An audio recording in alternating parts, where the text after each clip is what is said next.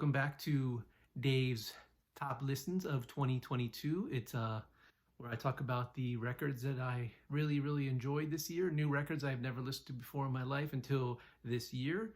So here we go with number 10.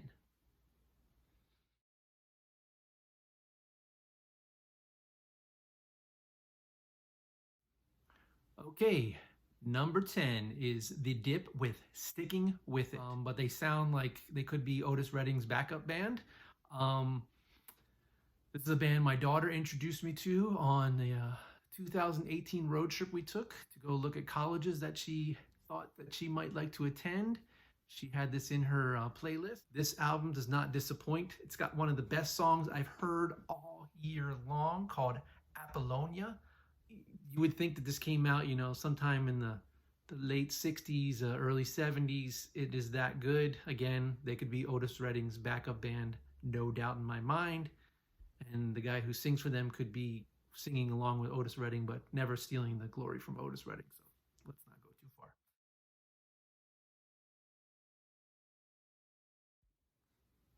Number 9 is from one of my favorite jazz artists of all time. It is Charles Mingus with The Black Saint and the Sinner Lady. It's frenetic. It's all over the place. There's like 6 different things going on at one time, but it is beautiful. I mean, I cannot get over how good this record is. I love Mingus so much. I've heard or read that sometimes he could be quite the jerk to his fellow musicians. I don't know if that's true, but there's a lot of accounts of it, so I'm guessing it is. But the man is a genius. He plays piano unbelievably well, but he's known for playing bass. His compositions are just insane. Like I said, there's like 5 different things going on in a song, and it all makes sense, but it's all over the place. But a lot of people, they go, oh, jazz is so weird. This is definitely that side of jazz where you go, what the hell am I listening? I just love Mingus. This record is amazing. It's relatively easy to get, it's been repressed from Impulse Records. I got it pretty cheap on eBay.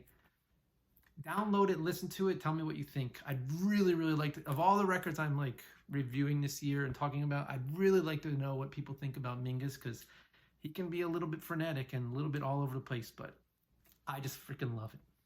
Yeah. Mingus. Good stuff.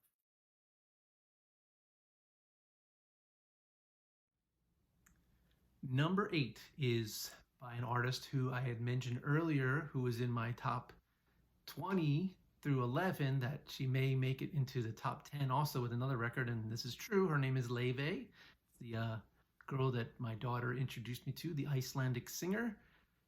This record is called Typical of Me. She does a song called Magnolia. I highly suggest you listen to it. Laufey is just, I mean, I said it earlier and I'll say it again, her voice is like butter. It's just, I cannot get over how good. And the fact that she's writing on this stuff and she's so young, I mean, the talent that this girl has is just unbelievable.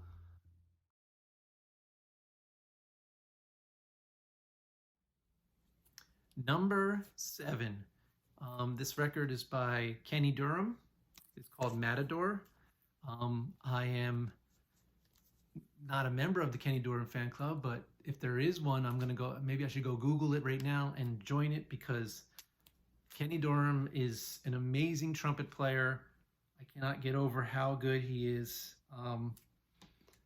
This record, I mean, the cover just alone is super cool with, but this has made its way into my top 5 jazz records of all time. Kenny Dorham is just amazing. He's been in my top 20 of previous years. Last year it was Una Mas. He made it in there. I am, again, said if there isn't a fan club, maybe I should start one and be the president of said fan club. Yeah, super good. Super good. Top 5 jazz album of all time for Dave Hewlett.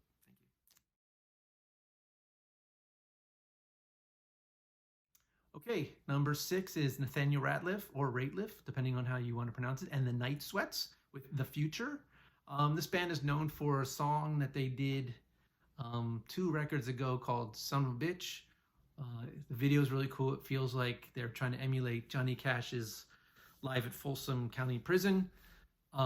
Really, really good bluesy soul. Guy's got an amazing voice.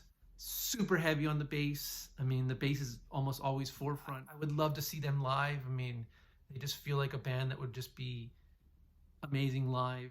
I'm a big fan. I think other people are because he sells really well, but I don't know what that means. Maybe you'll be too if you give it a listen. Nathaniel Rateliff and the Night Sweats with The Future.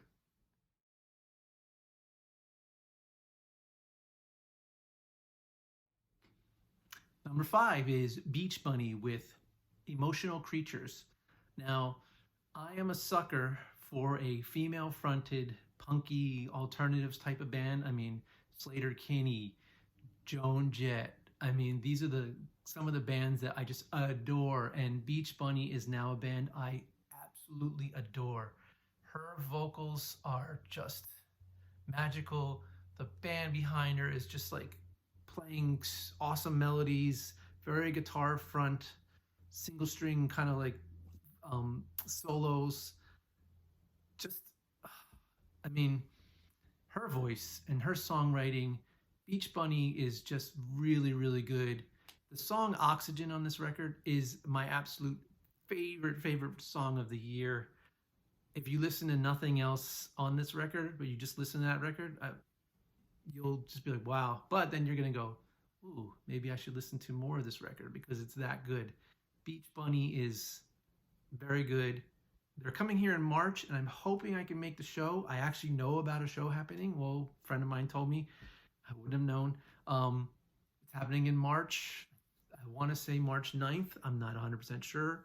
I will check on that and hopefully get tickets to see it. Beach Bunny with Emotional Creatures. The song Oxygen is just amazing.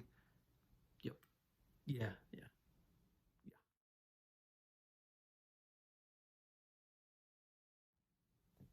No, your eyes do not deceive you. I am wearing a hat. It's my favorite hat. I decided to just wear a hat for a couple of these albums. What the hell? Why not? I like this hat a lot.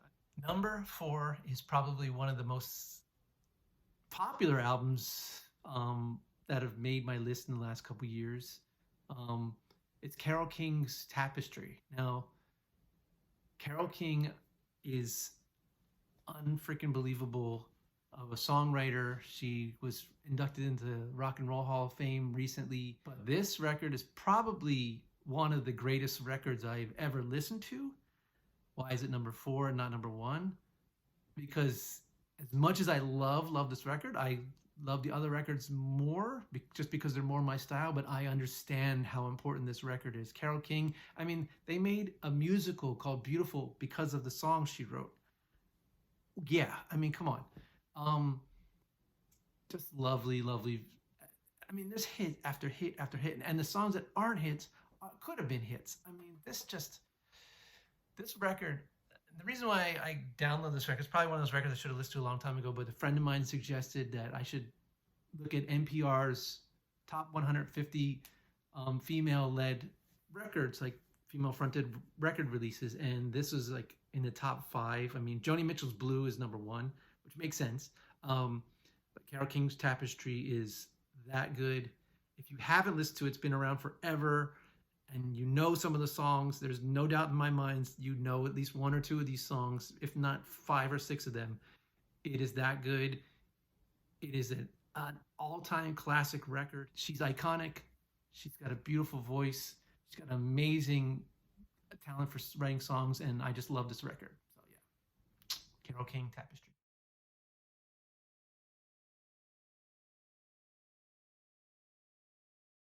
Okay, number 3 is the Frank and Walters with Grand Parade. This record came out in the middle of nowhere. I have no idea how I found it. I was searching for something else, and it came up as oh, you might like this too. I was like, what the hell? I wanted some new records to listen to. It's about 6 months ago. I downloaded this. This is English pop. I freaking love English pop. Like Blur, Material Issue, Oasis, that kind of like in that 90s time frame. British pop done so well. Songs, every single one of them is sing along. I I don't know if a lot of people know who they are. I mean, and again, I don't know a ton about it. I mean, I know a lot about music, but again, there's like thousands and thousands, maybe millions of artists I don't know about. I'm so glad that this came up as one of those below. Oh, you should listen to this too. And I did. I don't remember what that other album was that I downloaded because it's not in my top whatever. But I remember Frank and Walters, the Frank and Walters and Grand Parade is that good of a record. It's on high rotation in my car. I'm singing along with it all the time. I'm actually trying to learn a song on guitar just so I can sing it because it's an acoustic song. It's yeah, it's really good. Came out of the middle of nowhere and it ended up in my top 20 as number 3 of all places. So yeah, the Frank and Walters Grand Parade.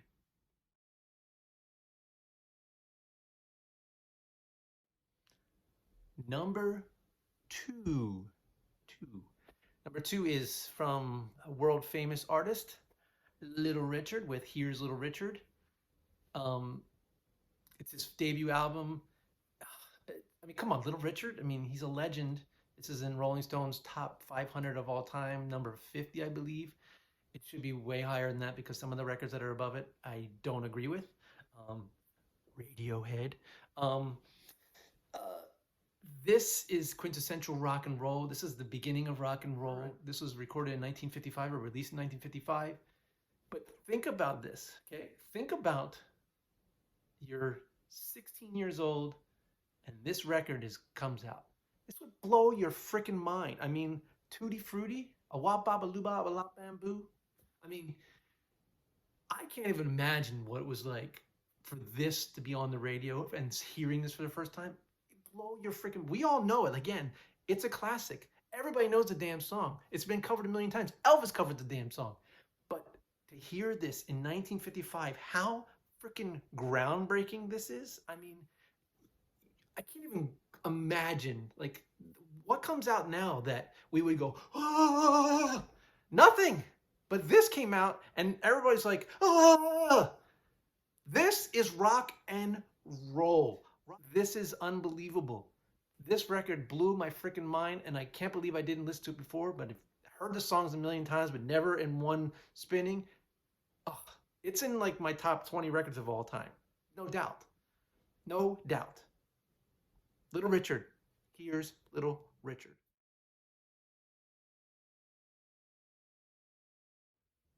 This is Aretha Franklin with Unforgettable, a tribute to Dinah Washington. Aretha Franklin is just probably, in my humble opinion, if not the greatest singing artist of all time, she's top 3. I mean, just thinking right now off the top of my head, there's no one that I go, oh yeah, I like that better. Aretha Franklin was 21 when she recorded these. But I'm gonna play you real quick just a little snippet of Drinking Again. So give this a listen.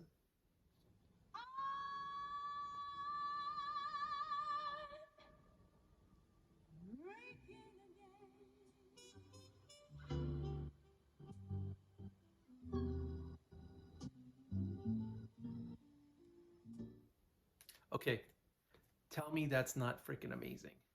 Her voice comes in and just,